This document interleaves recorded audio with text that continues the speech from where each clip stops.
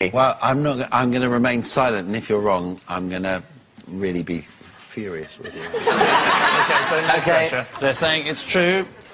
Lee? Well, what do you think, Tara? What are we saying? I think it's true. Okay. He mustn't use my plane. I think it's absolute rubbish. Well, I'm going to go with Tara, because if she knows about moving weather, I'm going to go with that. Do you want to marry me now? Can I just say, hand on heart, without a hint of irony, you are, without doubt, the most frightening person I've ever met.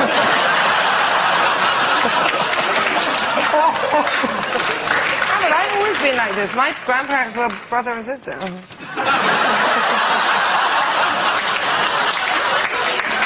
That's more extraordinary than any fact we've had on the show so far. Are you saying it's true or untrue? I'll go with Crazy Lil and say... And say it is... I'll say it's absolutely, sniffing well true. Okay, and I can tell you that it is absolutely true. Well done.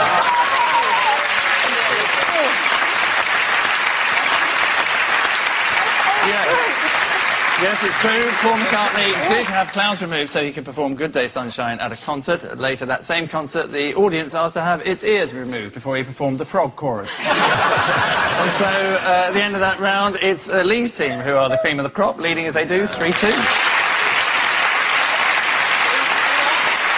Our next round goes by the strangely decimated title of This Is My. Each of Lee's team will claim to have a close association with our special guest person. Each of David's team will then interrogate, cajole, bully and finally identify the member of Lee's team who is telling the truth. So please welcome this week's special guest person, Dave.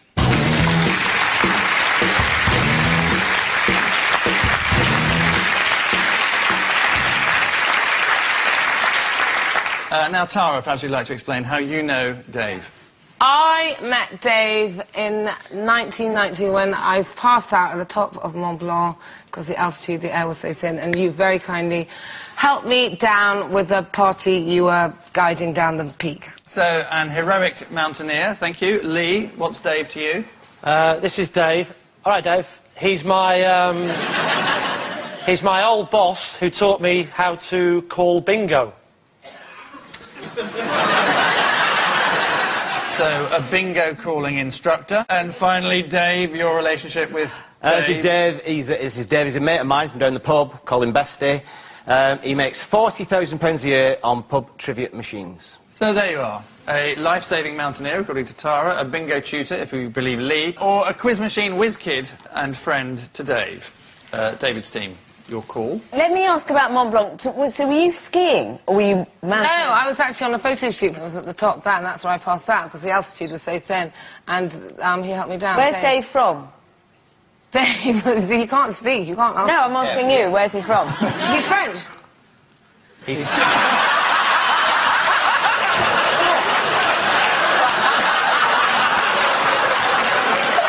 Okay. Right, we've taken one of them out.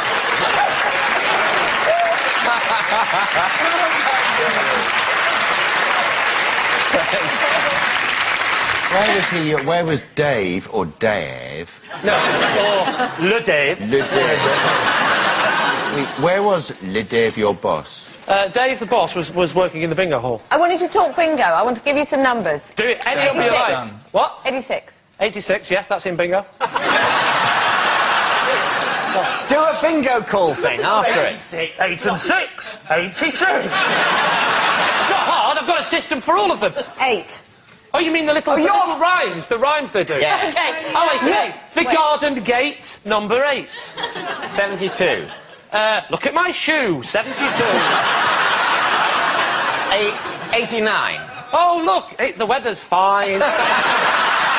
It used to be cloudy, but luckily we got Tara's plane to blow the clouds away. Look at it now, it's very fine, 89. So, why is he called Bestie? Bestie? Yeah, he's called Bestie because he lives off bacon, egg, sausage and tomato.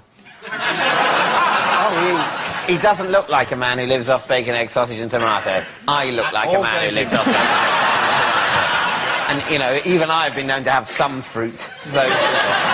6 years ago. Wait, Dave's friend Dave makes 40 grand a year from... What's his favourite subject? It's just general knowledge, I think. You think? I think so, yeah. Well, I don't follow him round. I just happen to know. Where does I think you're telling... Oh, no. 37. Sorry. Yeah, I know. I think you. Should get the hang of it. Does he declare his earnings to the Revenue and Customs? If not, what's he doing on television? I know about gambling from the bingo days. You don't pay tax on winnings from gambling, you pay it before you bet. So for every 10 pence that's put in the machine, if that was true, which it isn't because the bingo's true, a penny of it would be for tax. I don't think any of them have met him. None of them. Yeah, it turns out to be Angus's nephew, is that what you're saying? It would be an interesting could twist. be. Angus, give us a little clue. Well, I can't really, other than saying that it's either Tara's mountaineering marvel, Lee's bingo expert, or Dave's trivia king. I think it's Dave's, mate. I heard about people making money from fruit machines, but not quiz machines. I think the most likely story is Lee's at the moment. And you don't seem to be considering Tara's at all.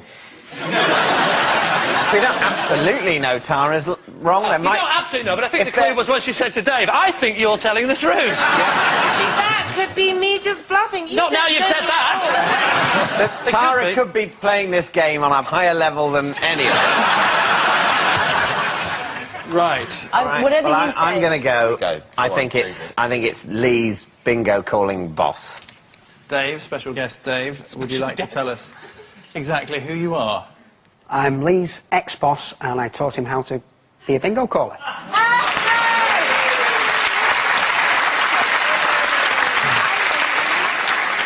How old are you, Dave? Can I just ask? I'm 45. How old are you?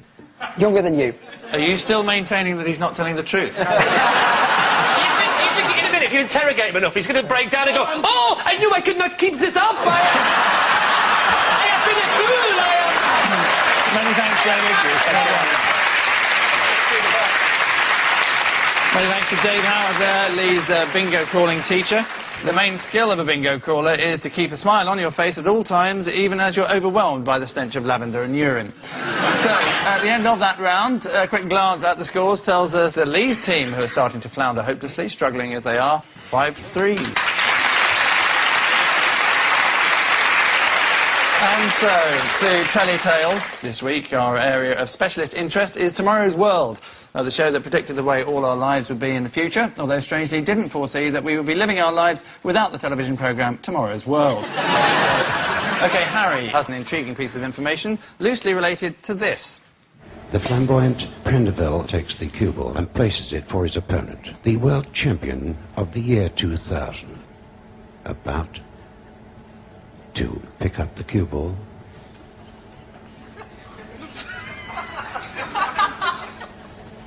Our champion is, in fact, not yet switched on.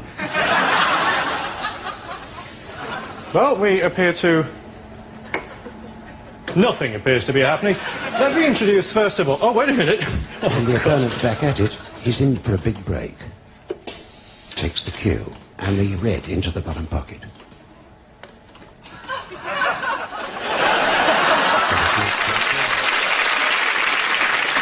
A flawless piece of broadcasting, a cheap robot, a snooker ball that has to pot, and all on live television. Who'd have thought anything could possibly go wrong? But what's Harry's related fact, Harry?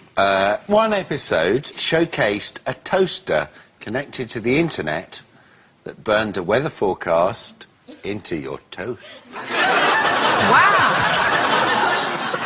There's too much information for my brain to digest. The toaster does...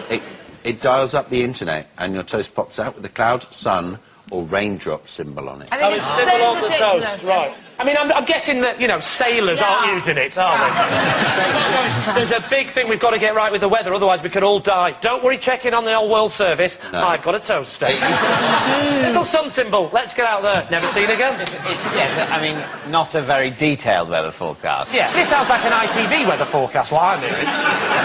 Sunny! Not sunny! Sponsored by Powergen. It was voted one of the 80 most important ideas of 2001. Yeah, I think it's really good. You think it's true? Yeah, definitely. Tara, you got a machine that dries you when you come out of the shower. Yeah, I do actually. How do you know that? The Filipino boy told him. It's It's a what? It's just air. It just counts like a whole room. It just air. You Well, most people have stand there. air in their bathrooms. Hey, what's the it's problem very with towels? unhygienic to dry with towels, apparently. Right. How many people die